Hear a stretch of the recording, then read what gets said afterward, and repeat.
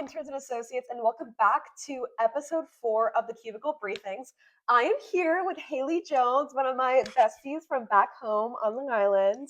Now, to give you a little bit about Miss Haley, she is a high school student, a little different for the Cubicle podcast, in my opinion, but you know what?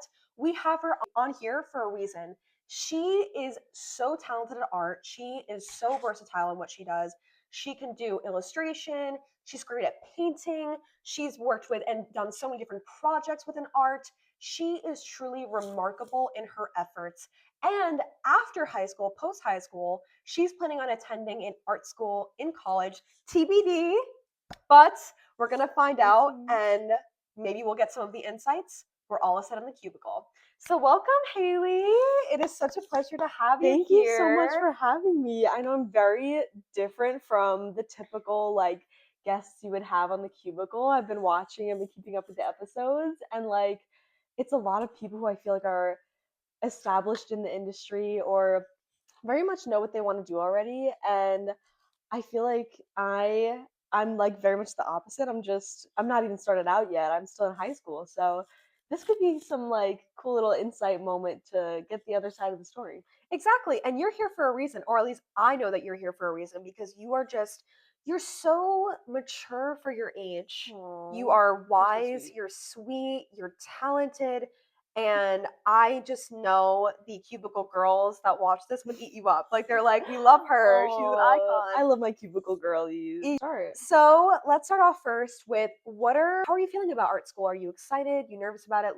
I'm so excited, especially getting a change of pace compared to high school. I know that my high school is very sports oriented. They have a lot of great science students and very very school smarts kids. And there's not been a lot of attention paid to a lot of the arts programs or getting opportunities for art students that are in high school. So I feel like going to an art college will definitely give me an opportunity to give me that boost into what I want to do and experimenting with new materials and just getting to meet professors and people who are doing the stuff that I want to do. I feel like that will be such an inspiring environment, and I am so excited to get started. I can't wait. Tell us how you got into this art and creation journey. How did it start? Well, it started in elementary school. I mean, all kids are always drawing and scribbling around, playing with colors, but I really started to commit to learning how to draw in, I think it was 4th grade, when I was just drawing and doodling, and then my other friends who were also drawing, we were like, oh, we should practice together and just learn how to do more things. And then as we grew up, we were able to get access to more things online and drawing tutorials, and got to see more different styles of art of the creators that we liked, and we would try to imitate that.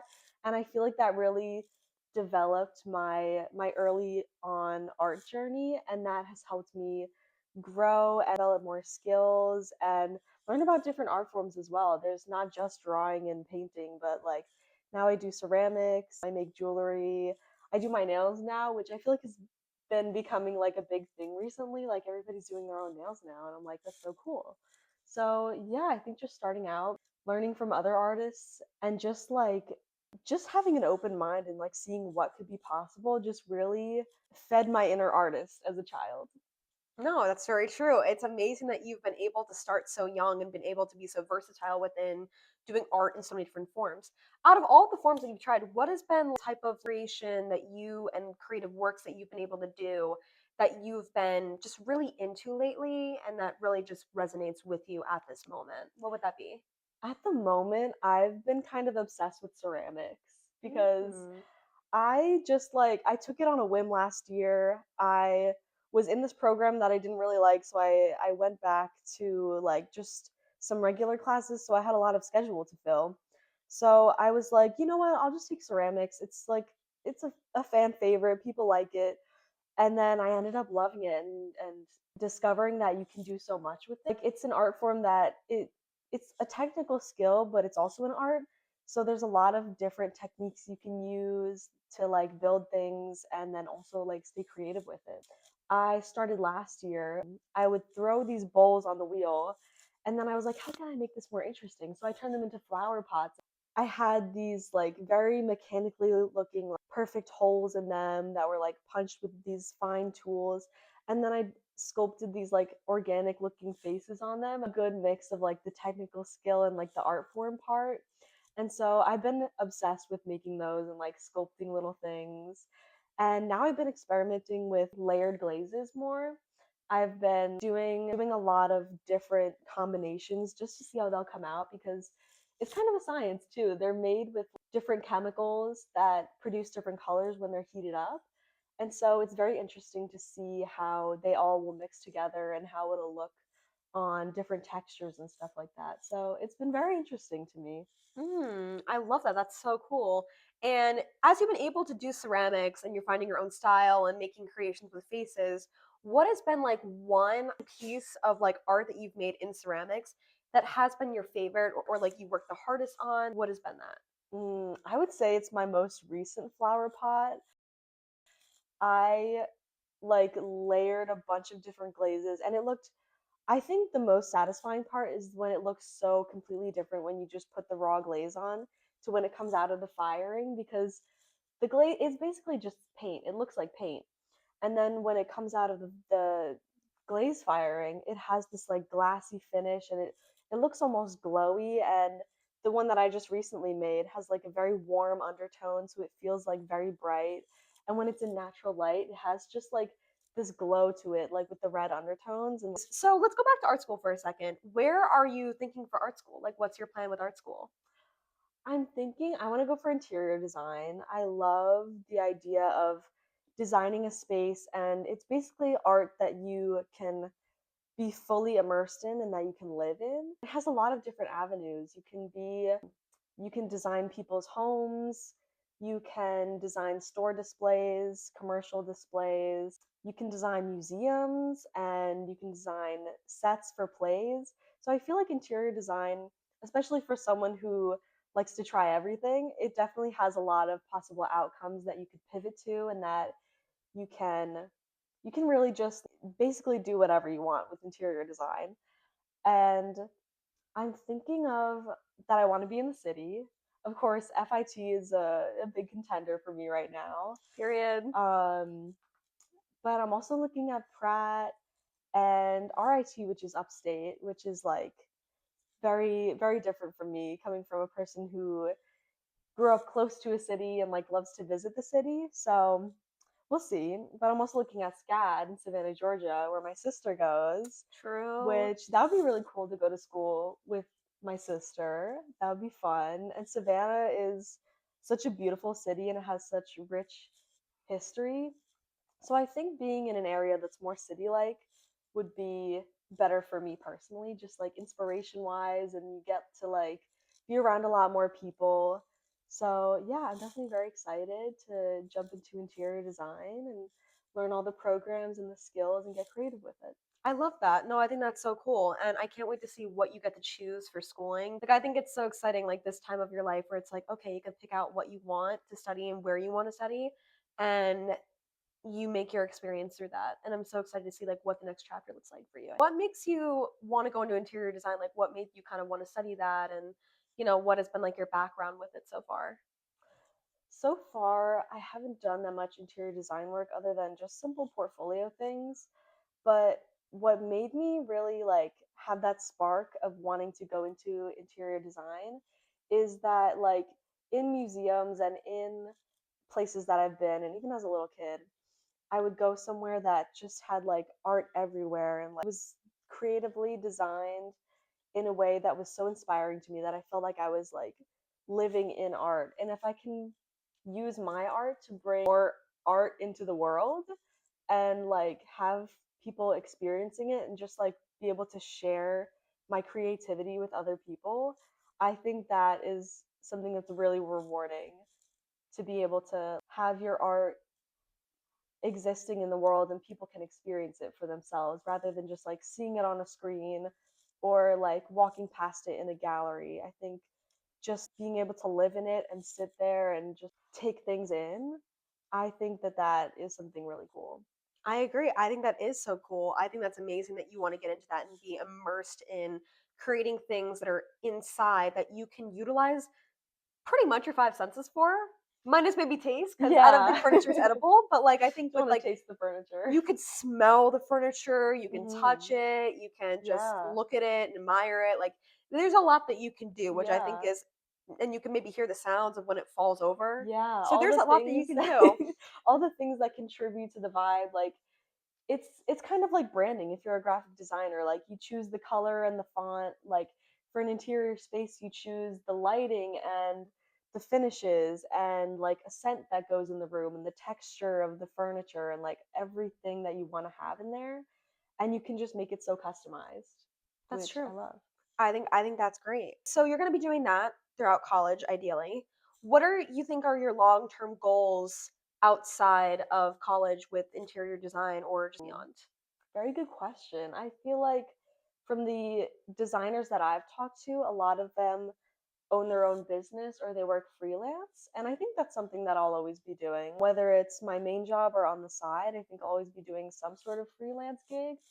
But I would love to work for like a design company that specializes in that type of thing. And I would love to work with a team of people where we can all like be designing together and coming up with solutions. I would love to work with other designers or even like on a team with like architects. I know interior designers definitely work closely with architects or like engineers or just other people who design and are like willing to collaborate on stuff because I think that also feeds my brain is having people to bounce ideas off of or if someone has an idea and I feel like I can improve on that, I feel like it's such a valuable experience to work together on something and like both contribute to an idea that is just so much better than something I could come up with on my own. That's really cool that you were able that you like that collaboration aspect through art. I Yeah. think that's so important to be able to implement that because I think in the long term you're going to be working with so many different people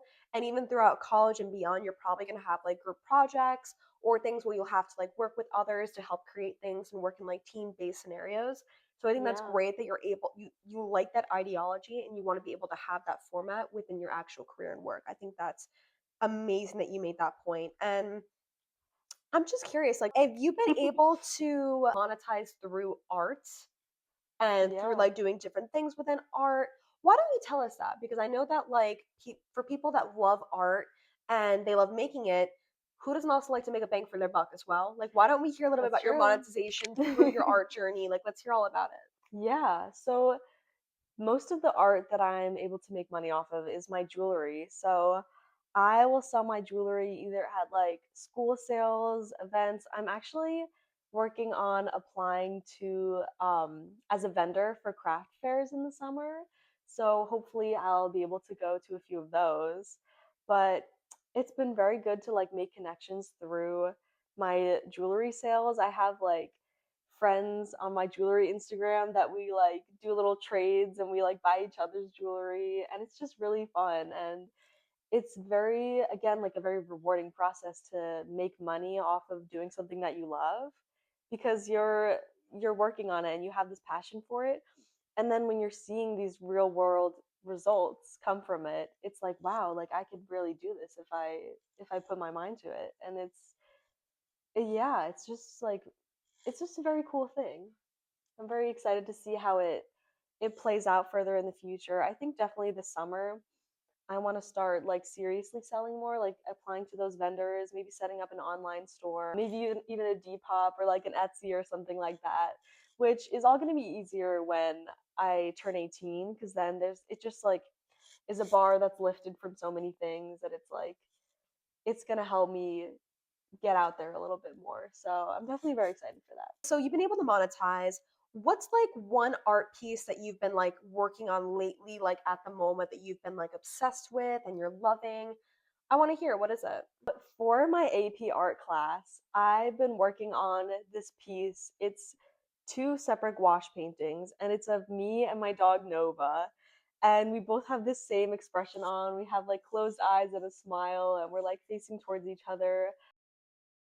And I've just been like obsessed with working on it. I have loved getting into gouache this year because it's kind of like a hybrid between paint and watercolor, and it has like the most beautiful saturated colors, and it's been difficult to work with gouache a little bit. I know it definitely tends to lift when you put more layers on, but I just love the saturation of the colors and making like a more exaggerated skin tone, like putting in more oranges and then blues for the shadows, and just like experimenting and playing with color more instead of just making something photorealistic has been a very fun journey for me. So I will definitely be posting that when it's done. I'm very excited for it to be in my APR portfolio. I'm also curious, has there been like, because I know every artist has like an art block or they have a Hmm. creative block of a sort.